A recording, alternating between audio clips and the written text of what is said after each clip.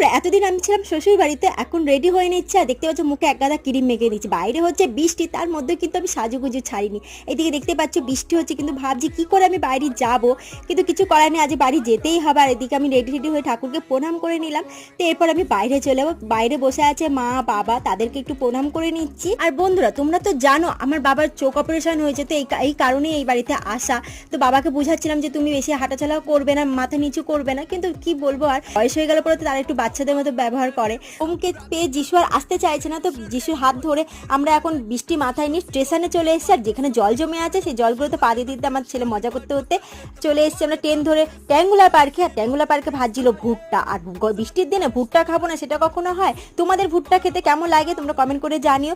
আমার ছেলে মজা করে ভুট্টা খাচ্ছিল, তো ওর কাছ থেকে আমি একটু নিয়ে ভুট্টা খেয়ে নিলাম। খেতে খেতে বাড়িতে চলে আসলাম। বাড়িতে এসে আমি কি করলাম সেটা বাকি ভিডিওটা আমার চ্যানেলেতে পেয়ে যাবে, তোমরা দেখে নিও। টাটা।